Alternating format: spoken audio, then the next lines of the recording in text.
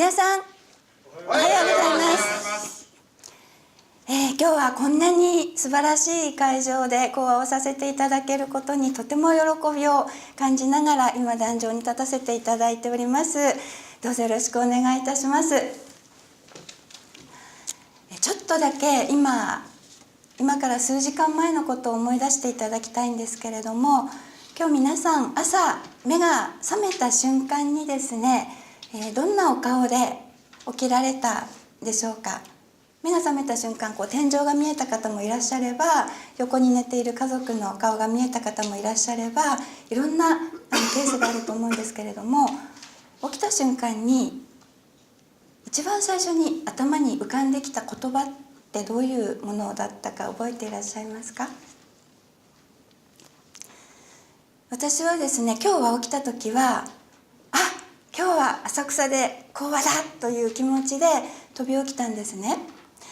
ですけれども、倫理を学ぶ前、ちょうどですね、今から12年前のですね、3月の3日のお雛様の日はどんなふうに起きていたかというと、起きて天井が見えた瞬間にもう涙が溢れてきて、で目の横をずっと涙がたどって耳にまで落ちていって、また朝が来ちゃった、また一日生きないといけないのかって、そういう気持ちで目覚めていました。なぜならその頃は人生の中で一番の大苦難の中にありまして、もう生きることが辛くて辛くてしょうがなくて、死にたくてたまらなくて、実際その1ヶ月後にトラックに飛び込んで自殺未遂をしています。そんな私がですね、どうして今こうやって笑顔で壇上で皆様の前にお立ちする機会をいただけるようになったか、今日はですね、その私の経験を通じて、とりあえず何があっても絶対に死なない方がいいですよって心から言えるようになったその理由をお話ししたいと思います。どうぞよろしくお願いいたします。皆様のお手元に本日のレジュメをお配りしております。働きは最上の喜び、見えない力に応援されてというテーマですね。簡単に自己紹介をさせてください。私はですね、6月の27日、昭和39年オリンピックイヤーの年に、福井県福井市で生まれました。北陸ですね。で、ここに出ている、ちっちゃい女の子と、あと頭をこうやって持った感じの女性、これ私の母と私が4歳か5歳ぐらいの時の写真です。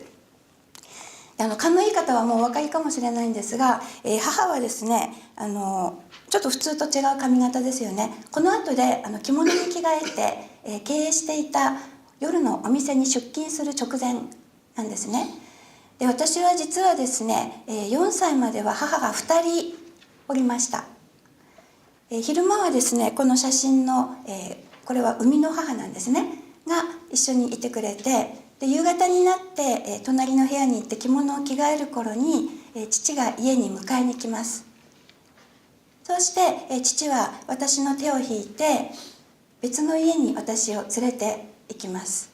でそこにはですね、父の奥さんがいるんですね。いわゆる、本妻本宅と呼ばれるところです。なので私は、昼間は、生みの母親で、夜は育ての母親にご飯を食べさせてもらい、そしてお風呂に入れてもらい寝かせてもらうという、そういう2つの家庭の間を行ったり来たりしながら4歳まで育ったんだよっていうことを18歳の時に母から聞かされて、心底びっくりしました。でその母もですね、私が19歳の時に他界をいたしまして、今はもう帰らぬ人なんですけれども、私は倫理に入るまでは父のことと母のことをとても恨んでいました。なんでそんな私を不倫のことして世の中に送り出したのっていう気持ちが消えなかったんですね。でも今はそれもなくなりました。で今日はですね、仕事のお話を中心としていきますので、父母とのこと、そしてもう一つ嬉しかったのは、ここにその1個下にもう無理離婚してって書いてあるんですが、今日ですね、応援に来てくれている主人ともですね、倫理に入会する前はですね、もう別れたくてたまらなくて、だいたい3ヶ月に1回ぐらいこういう緑色のね離婚届が行ったり来たりしていた関係なんですが、そちらも今はね大きく改善しまして、今は結婚っていいよって言えるようになりました。でその経営のお話なんですけれども、私は今はここにあるように心理カウンセラー、セラピスト、そしてパフォーマンスコーチ、そして企業様向けには研修のトレーナーという形でお仕事をさせていただいております。でまた前職がですね経営コンサルタントしておりましたので、そういうマーケティング全般のコンサルティングも今しております。で最初からこういう仕事だったわけではないんですね。一番最初今年で起業して実は24年、今年の4月22日が来ますと24周年迎えることができます。ですけれど起業してからですね1年目から12年目までが私の自分では起業家暗黒時代と呼んでいるんですけれども、倫理経営とか何にも知らなかったので、ただ勢いだけでがむしゃらに経営していた時期が結構長かったんですね。でその頃の私の経営に対する見え方が一番左の下に書いてあります。これ面白いんですけれども、〇〇は〇〇だって自分の中で定義した瞬間に実際に人生がそんな風に変わっていきます。でその頃の私の経営に対する見方はここにある通り、経営って茨の道って思ってました。あと人生は甘くない、渡る世間は鬼ばかりってどっかで聞いたようなテレビドラマのような、でも本当にそう思っていたので、目の前に起きることは本当に経営って大変、茨の道だわ、人生甘くないわ、もう誰も信じられないわって、そういう思えるようなことばっかりがその当時は私の目の前に起きていました。でその頃の私の顔はですね、ここに出ている通りなんですけれども、ちょっと大きいのを今日作ってきましたのでお見せするとですね、ちょっとお待ちくださいね。あれ、2つ折りに手帳のありました。ありがとうございます。その当時のですね、私の顔はですね、もしお面をつけるとしたらこんな感じです。見えますかね。先日ですね、私は今の中央副地区長と予約をいただいてるんですが、中央地区長のですね関本さんという方に「ゆかさんは昔怖かった」って言われました。女性副委員長というお仕事をいただいていた時もあったんですが、ちょっとね怖くて近寄れなかったって言われた時もありました。だからやっぱり倫理に入会してからもしばらくはそれが抜けなかったんですけれども、少しずつ変わっていきました。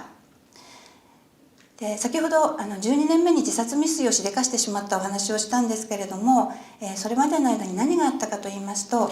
起業してからですね8年目まではもう本当に順調に仕事が増えていって、それこそ一部上場企業というところからたくさんいろんな広告のお仕事をいただいてたんですね。会社案内ですとかポスターですとか、あとホームページですとかで、設立8年目に売上が1億円を超えました。で私は天狗になってしまいました。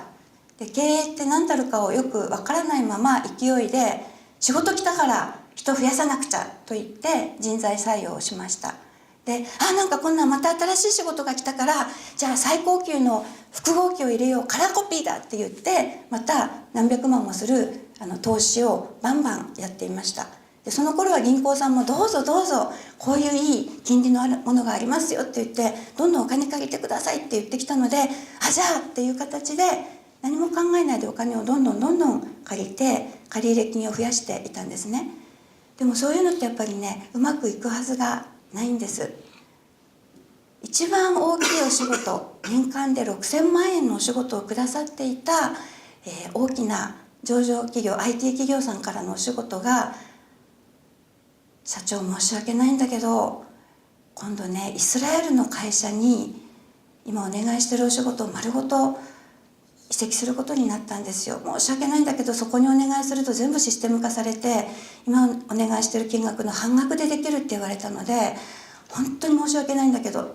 3ヶ月後に移管しますと言われて、もう晴天の霹靂でした。頭の前真っ白になっちゃって、よく真っ白になるっていうお話があって、またそんなって思ってたんですけど、その時本当に真っ白になって、どっかで真っ白になるってこういうことなんだっていうのが初めて分かったのがその時でした。でそれで打撃を受けていた今度その翌年ですね、また大きな打撃がありました。その時はですね、カタログのお仕事をいただいていた、ここは年間3000万ぐらいのお仕事だったんですが、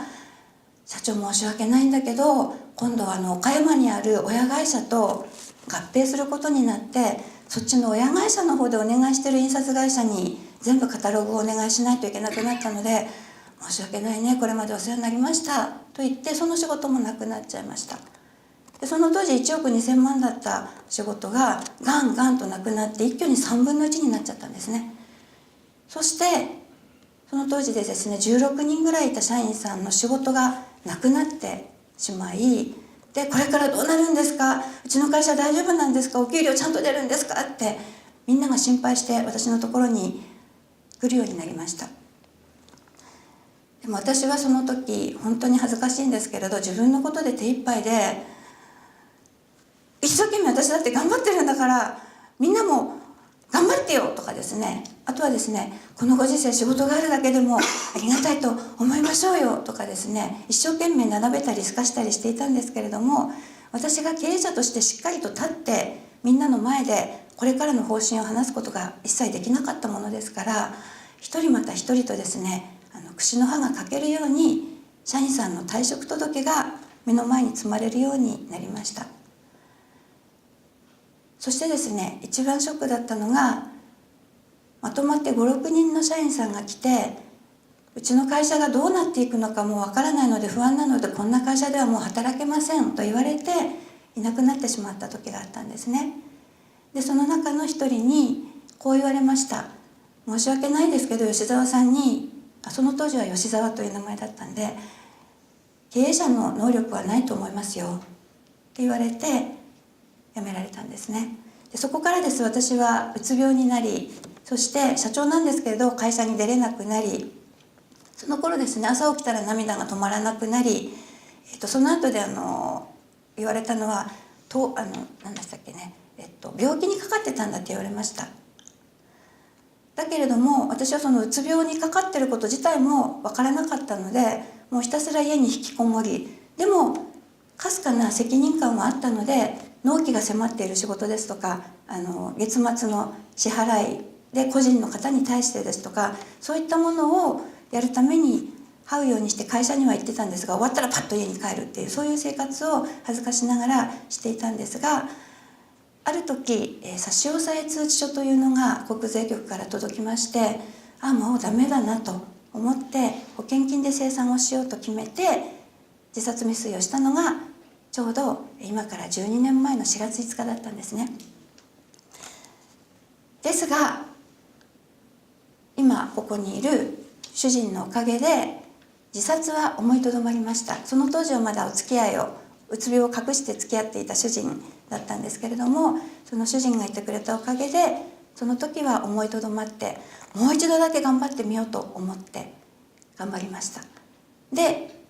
辞めていった社員を見返してやるんだっていう黒い動機でですね、社員に頑張ってですね、2年間で売り上げをまた 2.5 倍の6800万まで戻したんですけれど、心がモヤモヤしていて不安だったんですね。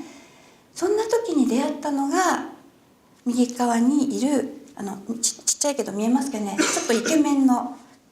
男性、これが、私のコーチングの師匠、職親ですねと呼ぶマイケル・ボルダックという方なんですけれども、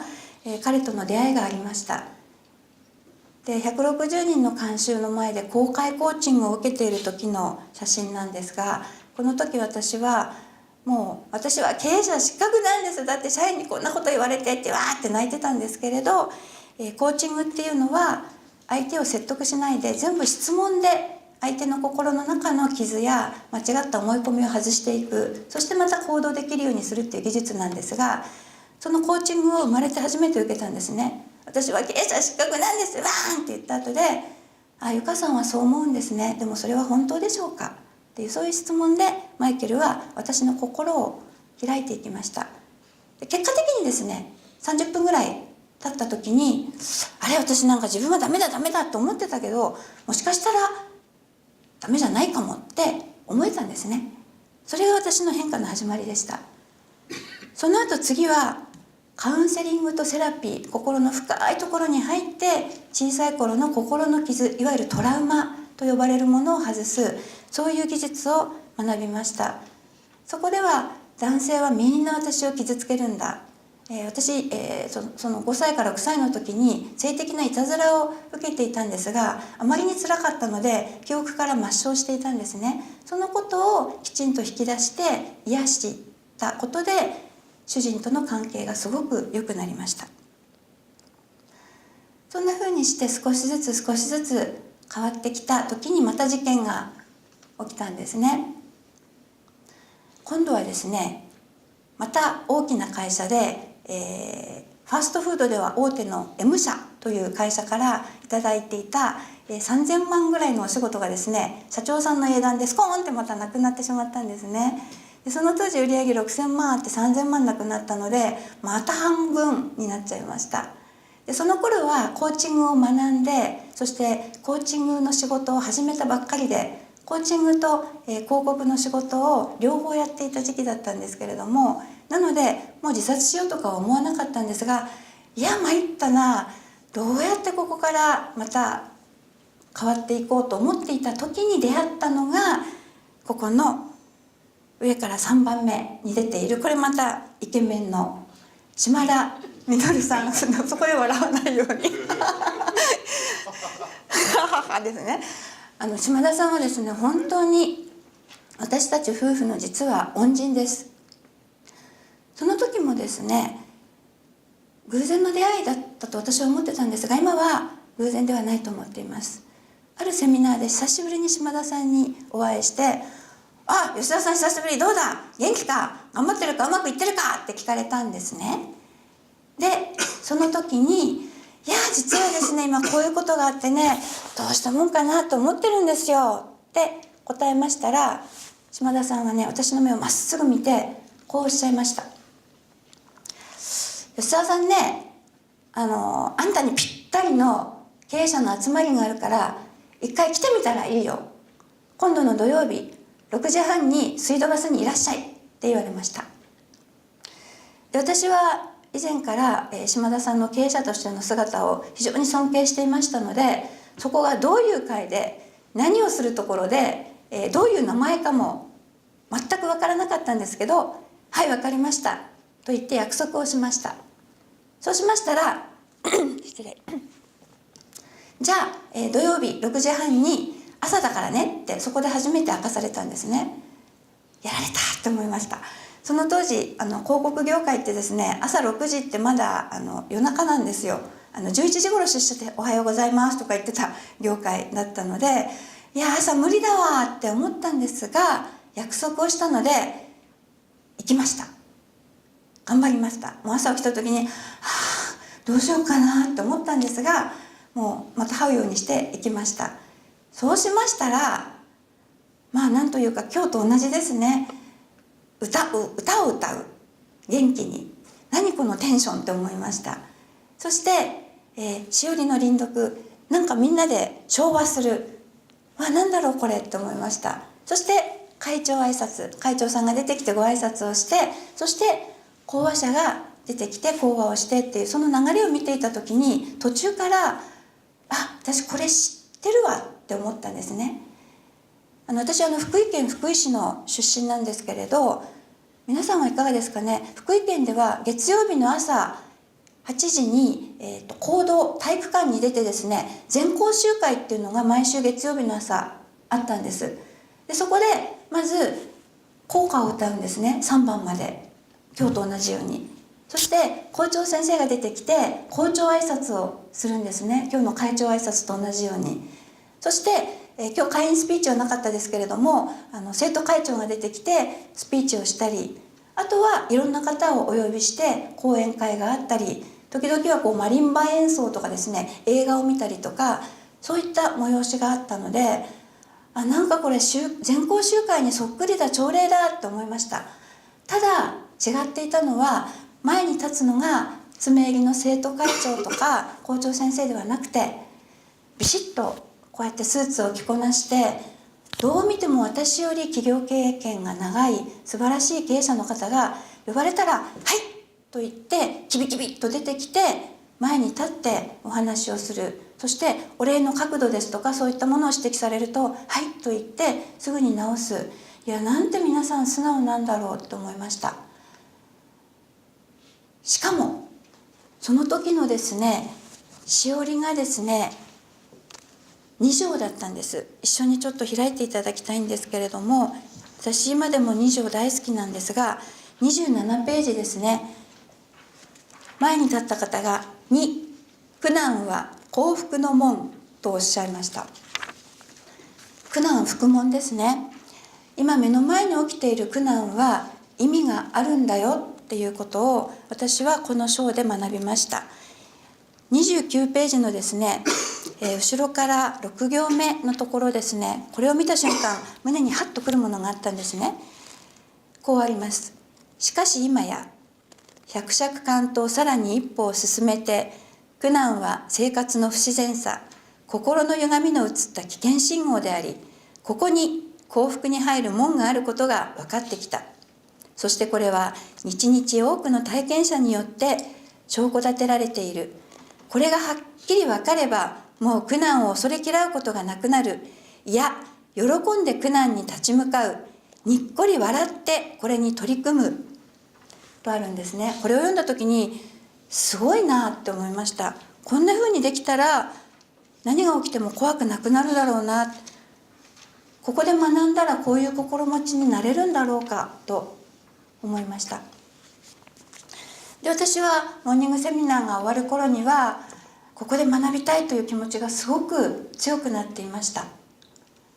で、島田さんに入会したいって言おうと思ったんですが、そこで一個ブレーキがかかったんですね。なぜならその当時先ほどお話をしましたように、役員報酬がですね、自殺未遂をした時とその3000万の仕事がなくなった時と2回私役員報酬ゼロっていうのを1年間経験しています。なのでお金がなかったんです。会社にもないけれど自分にもない。その当時はカードローンでお金を借りたりですね、保険を解約して捻出したりして一生懸命会社の借入金を返していたので、自分にかけられるお金がほとんどなかったんですね。でもそこでコーチングの質問がふっと出てきました。お金がない、だけど学びたい、どうすれば学ぶことができるだろう。1万円って聞いていたので、会費が1万円どうしたら捻出できるだろうって質問を自分にしました。そうしたらですね、パッと浮かんだイメージがあったんです。茶色い小瓶です。最初何だろうと思ったんですね。でもよくよく思い浮かべると、あって分かりました。これは何かというと、あれです。元気はつらつオロナミン C の瓶だったんですね。その当時私は馬車馬のように朝晩頑張って働いていました。朝7時ぐらいに会社に出て、夜はもう本当に終電ギリギリまで働いていたので、結構体力的にきつかったんですね。なので朝と帰りに両国駅の駅でガコンってオロナミン C を買いまして、今日も頑張るぞとか、結構体育会系なんですよ、こう見えて。明日も頑張るぞとか、朝晩オロナミン C のお世話になっていたんです。でそれをまず、これやめれば6000円、30日ぐらい働いていましたのでね、6000円、でもまだ4000円足りない、他にできることは何だろうっていうまた質問を自分にしました。そうしましたら次にふって浮かんできたのが新聞の映像。この時すぐ分かりました。日経新聞朝夕刊をやめろってことだなと。で日経はですね、ちょっとだけ朝日読売よりお高くて、当時4700円でしたかね。それをやめて、図書館で読もうと思って、そうすると足すとね1万700円消費税分も出ちゃう。でも倫理は消費税かからないので1万円ぽっきりなので、入会できると思って喜びさんで申込書を書いて提出をして即日入会しました。で今思うのは、あの時に1万円余裕ができたら入会しようとかですね、頑張って今までのやり方で変わって、そして入会しようと、昔の自分の思考回路で行動していたら、多分ね、もう入会は二度とできなかったです。というか、そもそも朝起きられなかったので、もうね、来れなかったと思います。だから今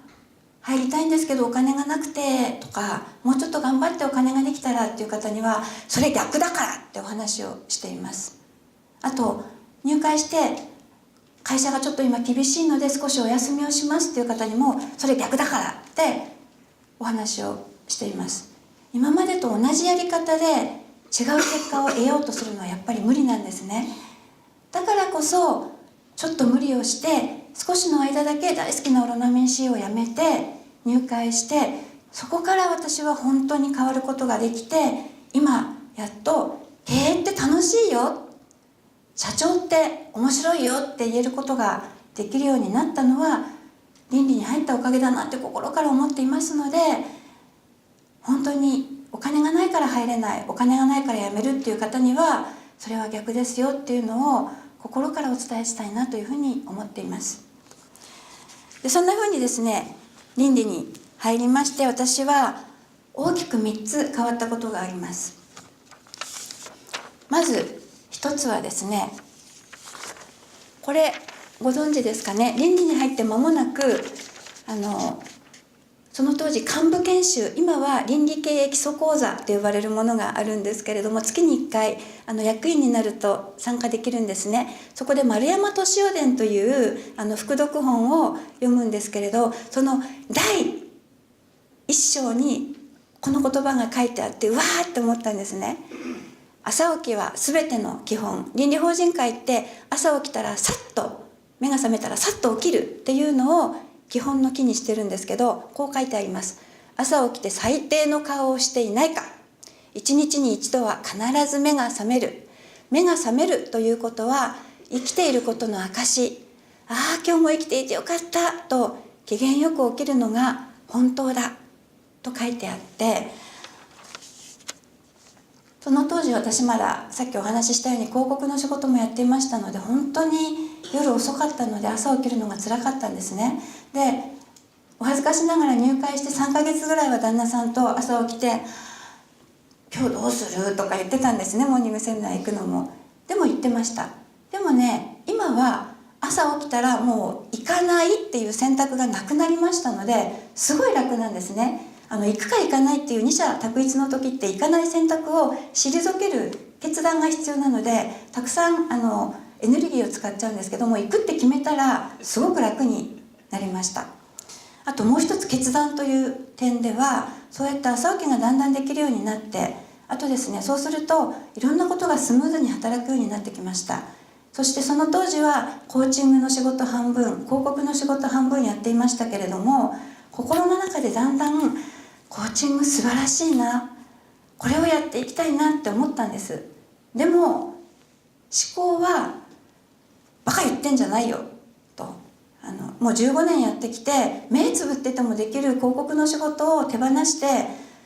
これからどうなるかわからないコーチングの仕事に移るなんて危険危険、やめなさいって言われたんですね。で、やっぱそうだよねと思って、その時は諦めてまた1年間二足のわらじでやりました。でもだんだんコーチングをやっていて、目の前の人がどんどん変わっていく姿を見て、やっぱりこれをやりたいって思ったんです。で、最後にもう一度、思考は相変わらずですね、やめろやめろって、そんなのうまくいかない、まだ1年目でコーチングの売り上げ170万しかないじゃないかとか言ってくるんですが、スーッと目を閉じて胸のあたりに手を当てて、本当はどうしたいって聞いたんですね。そうしたら、もう分かってるでしょって出てきたんです。なのですっごい怖かったんですけれど、コーチング一本に絞るって決めて一歩前に進んで飛び込みました。それが倫理法人会に入った翌年のことだったんですね。怖い怖いって感じる時は前に進む時なんだなっていうのを学びました。だって今はもう本当にコーチング一本でこんな風におかげさまで今はたくさんのクライアントさんが来てくださるようになりました。今日来てくださった丸子さんも昨日メルマガで明日浅草倫理法人会でお話をしますっていうメルマガを見て来てくださったと聞いて本当に嬉しかったんですね。なのでお伝えしたいのは、やりたいことがある、でもってもやもやっとしてる時は一歩前に踏み出すことですね。そして踏み出したらもう迷わないっていうことですね。やっぱ選択肢が2つある時、迷いがある時はエネルギーを奪われてしまうので、踏み出すまでは迷っていいんですけど、一歩踏み出したらもう迷わないっていう、これもねすごく大事だよっていうことを倫理で学ばせていただきました。はい、あともう一つですね、大きかったのが、倫理法人会に入るとお役というのが回ってきます。最初はよく来ましたね、ゆかさん入会おめでとうって言っていただけたんですが、その後すぐですね、幹事になってみないって言われて、幹事って何ですかって聞いたら、今までようこそって言われていた方からよ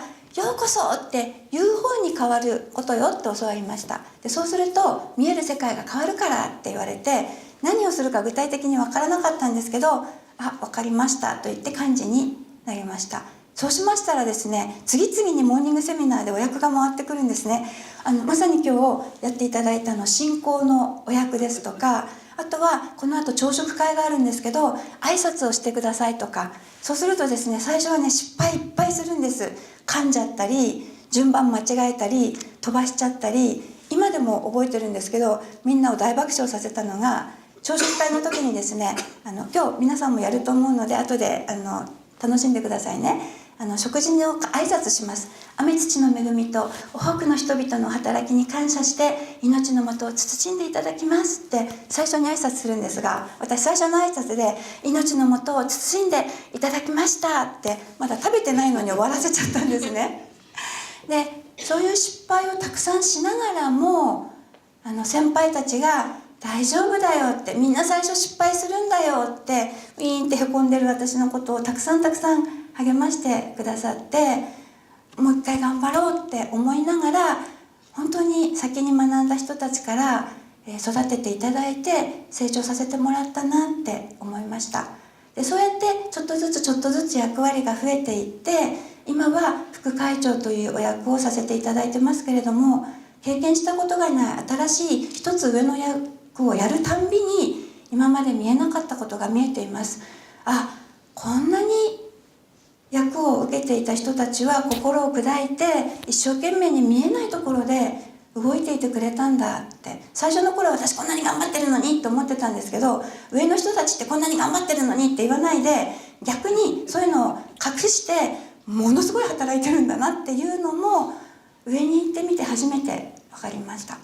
なのでぜひ新しい方でこれから入会される方たちは、お役受けませんかって言われたらはいってね、受けてみてください。やってみて見えることがねたくさんあります。で私は実はですね、これは今日初めてするお話なんですけれども、富士見というものに行って大きく変わりました。富士見というのはですね、富士山のふもとの研修所にある倫理法人会に入会すると参加できるとても濃いセミナーなんですが、これもまた島田さんからですね、吉田さんちょっと今度2月にね富士見っていうのがあるから絶対あなたに役に立つから行くといいよって言われたんですね。入会してまだね、3ヶ月目の時で何をするか分かんなかったんですけど、分かりましたって行こうと思ったんですが、また補助金が出るとはいえまた 2,3 万かかってお金ないやって思ったんですが、でも行きたいって思ったらちゃんとどこからか行けるようになるんですね。本当不思議なんですけれども、それで行けることになったんですが、大きな問題がありました。さっきお話しした通り、その当時ですね、借入金が4校から借りていて80万円ぐらい毎月返してたんですが、もう本当にね、保険金もないし、もう貯金もないし、カードローンも枠いっぱい借りちゃったしっていう形で、ニッチもサッチもいかなくなって、どうしようって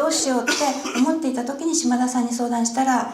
スケジュールというのがある、それをすぐやりなさいって言われて、よく分からなかったのでいろいろ調べたら、銀行さんに利息だけでしばらく応援してもらうっていう、そういう制度があるんだそうです。で、富士見に行くもう直前までどうしよう、でも怖いよ怖いよって思ってたんですけど、銀行さん怖いっていう思いがあったので、自殺未遂の時にガンガン電話かかってきて、税務署からは差し押さえだっていう感じで言われて、怖い怖い思っていたんですが、この気持ちのままモヤモヤしたまま富士見に行ったら絶対に集中できないと思ったので怖かったんですけど、もう電話かかっちゃえと思って一番最初にですね、その当時国民生活金融公庫ですかね、電話をして、実は2月20日の次の約定返済日で返済ができません、すいませんご相談したいんですって電話をしましたら、ちょっと待ってくださいねと言われて、じゃあ手続きしますのでアポイント取ってくださいと言われて、割とあっさりアポイント取れちゃったんですね。で、残りの3校も電話をかけて、富士見から帰ってきたら4つの銀行に行く約束を取り付けて富士見に行きました。そうしたらそこでまた大きな学びがあったんですね。富士見の壁にですね、ぜひ行かれたら見てほしいんですけれど、書で書いてあったんです。こんなふうに書いてありました。攻め心のない厳しさ、そして慣れ合いではない優しさで大きく書いてあって、それを見た瞬間にはっって分かったんです。数年前に社員さんが一斉に辞めちゃった時そしてその当時の取締役とも話が合わなくてたくさん喧嘩をしていた時、私は攻め心のある厳しさでガンガンぶつかっていって、あと嫌われたくないからって言って言葉上は優しく慣れ合いの優しさで接していて、逆さにやっていたんだなっていうのが初めてそこで分かったんですね。でそこで私は変わりたいって思いました。でそこが変われれば今度私は経営者としてきっとこれから成長できるんじゃないかと思って、そこから倫理を深く学ぼうと決意をして戻ってきて、そして銀行に行った最初の1校でこう言われたんですね。あなた経営者としてダメですよって言われるかなと思ったら、お渡しした決算書やその6ヶ月分の試算表を見ながら担当者の方がこう言ってくださったんです。社長、この財務状態で返済続けるの大変だったんじゃないですか？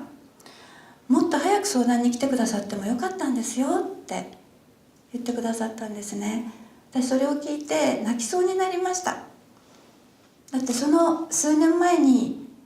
もういろんなところから責められて、もう銀行嫌い、税務署鬼だって思ってた時は私が逃げ回っていて、そしてできれば会いたくないって言って連絡も取らなかったので、そうやって向こうから連絡を取らざるを得なくなってた。でも私が心を開いてありのままお話をして応援してください、助けてくださいって懐に飛び込めば応援者に変わってくれるんだなっていうことをその時初めて知りました。だから本当に苦難っていうのはいろんなことを自分たちに教えてくれる幸福の扉を開くもんなんだなっていうのを今やっぱりしおりの2条を開くたびにやっぱりそうだ、やっぱりそうだって思えるようになりました。今はですね、コーチング一本でやってます。でカウンセリングですとか必要な方には昔取った杵塚でマーケティングのコンサルティングですとかいろんなものを織り交ぜてクライアントさんたちに毎日ご相談に乗るお仕事をさせていただいてるんですが、やっぱりいろんな方がいらっしゃるんですね。今思うのは目の前にいらっしゃるもうダメです、もう一回飛ばしちゃって次に手形落ちなかったらもううちの会社終わりですみたいな社長さんですとか、聞いてくださいよ、うちの主人ってこんなひどいんですよ、もう離婚しかないですわーみたいな感じでなんか逆上している奥様ですとか、うちの娘がですね学校行かなくなっちゃってね、もうどうしたらいいかわからないんですよ、手首切りそうでって泣き崩れるお母様とか、もう本当にいろんな方がいらっしゃるんですけれど、思うのはですね、これ全部昔の私だって感じるんですね。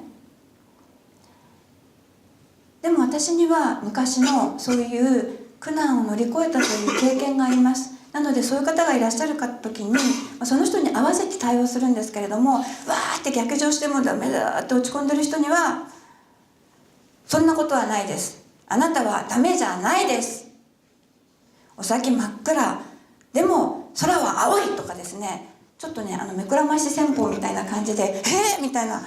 びっくりさせちゃうっていう、こういうコーチングのですねパターンの中断っていうスキルがあるんですね。で本当に落ち込んであーってなっちゃう方にはそういうの逆効果なので、大丈夫ですよ、今は泣いてるけれどもきっと明日には涙止まってます。そして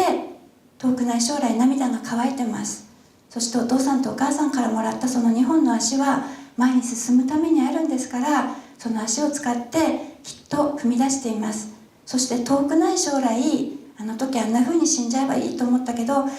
生きててよかったっていう日が必ず来ます。今そう思えないとしても絶対に来る。私が保証しますから、死んだらダメです、絶対に死ぬのだけはダメですっていう風にして自殺を思いとどまっていただくこととか、いろんな風にしてその方たちにお勧めして、そして最後にはやっぱりしおりをお見せして、私はこれで本当に変わったのでよかったらモーニングセミナー来てみませんかという風にしてお勧めをして、モーニングセミナーの方に導かせていただいています。本当にね、12年前に死ななくてよかったなって思うんですよ。あの時うっかり勇気を出して本当にトラックの前に飛び込んで死んでいたら、今ここでお話ししていなくて、私はダメだと思ったまま死んでましたからね。そう思うと、私を倫理に導いてくださった島田さんに本当に感謝してもしきれないと思っています。で最後にですね、皆さんと一つ、この私が大好きな言葉を見ていきたいなと思います。倫理法人会の生みの親、滝口長太郎さんっていうんですけれど、皆さんご存知ですか？ですね、私と同じ船橋に最初の倫理法人会を立ち上げた方のお墓にこういうのが書いてあります。今ね、もうダメだっていう経営者の方には必ずこれを一緒に読むんですけど、私読んでみますので、どうぞ心の声で耳で聞いてみてください。読みますね。打つ手の無限、素晴らしい名画よりも、とても素敵な宝石よりも、もっともっと大切なものを私は持っている。どんな時でも、どんな苦しい場合でも、愚痴を言わない、参ったと泣き言を言わない。何か方法はないだろうか。何か方法はあるはずだ。周囲を見回してみよう。いろんな角度から眺めてみよう。人の知恵も借りてみよう。必ず何とかなるものである。なぜなら、打つ手は常に無限であるからだ。滝口長太郎と書いてあります。今は本当にここに書いてあることその通りだなと思います。今もしかしたら大変な状態にある方も、今はそんなに大変じゃない方も、起業をやってしてるとね、いろんなことが起きてきます。その時にぜひこの長太郎さんの言葉を思い出してください。そして倫理をこれからも学び続けて、何が起きても大丈夫という心持ちで会社を良くして、そして日本を良くしていく、そのためにこれからもどうぞ一緒に学ばせてください。今日はご清聴ありがとうございました。またお会いしましょう。